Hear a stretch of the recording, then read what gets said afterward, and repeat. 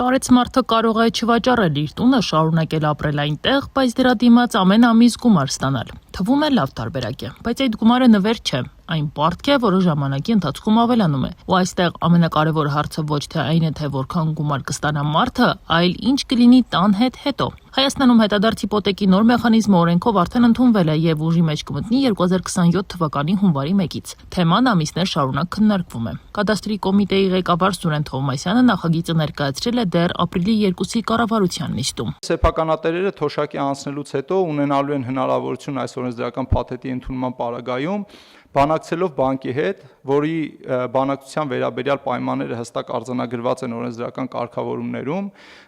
հետադարձ այդ նույն տունը հանձնել բանկին հետադարձ հիպոթեկով, պահպանելով դրա նկատմամբ սեփականության իրավունքը,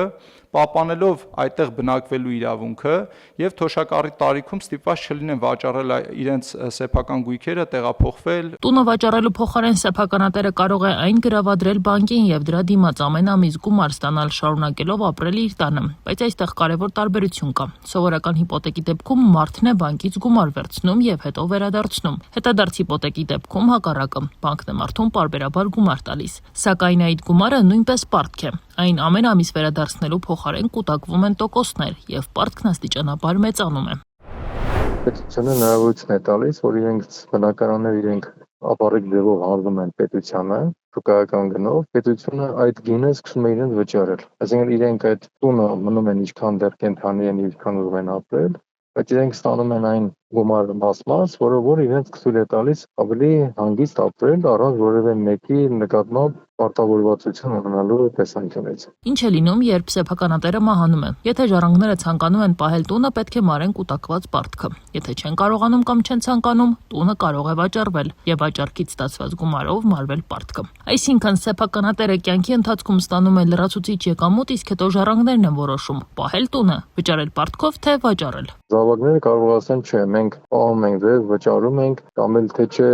թեկուզ դժվարությամբ ենք պահում, բայց այդ տունը մենք կարող ենք ժառանգել, ինչու է դու հանձնում պետությանը։ Այսինքն այստեղ կարող է նաև զավակների կարծիքները կարևոր, որտեղ իրենք կարող են նեղանալ, դժգոհեն, որտեղ իրենք կարող է ուզում են այդ տուն ունենալ իրենց աչքի առաջ 10 տարի հետո, 5 տարի հետո կամ չգիտեմ, ինչ որ մի ժամանակ հետո։ Սովորաբար այդպես է, չէ՞։ Մարդիկ մահվանից առաջ կամ ժառանգության կտակ են թողնում, կամ նվիրատվություն են կատարում, այդտեղ նաև կարևոր է այդ սխեման։ Հայաստանն այս մեխանիզմը վերցնում է միջազգային փորձից։ Միացյալ Նահանգներում օրինակ գործում է 62 եւ ավելի տարեկանների համար նախատեսված տան սեփական կապիտալի փոխակերպման հիպոթեկ։ Այստեղ եւս պարտքը տարիների ընթացքում աճում է, սակայն եթե այն գերազանցում է տան արժեքը, այդ տարբերությունը ժառանգների վրա չի դրվում։ Այն ծածկվում է հիպոթեկային ապահովագրությամբ։ Հայաստանում նույնպես գործում է ոչ ռեգրեսային սկզբունքը։ Բանկը չի կարող պակասող գումարը պահանջել ժառանգների այլ գույքից։ Պարզապես կարծում եմ, որ շատերի մոտ դեռ հոգեբանական խնդիր կա,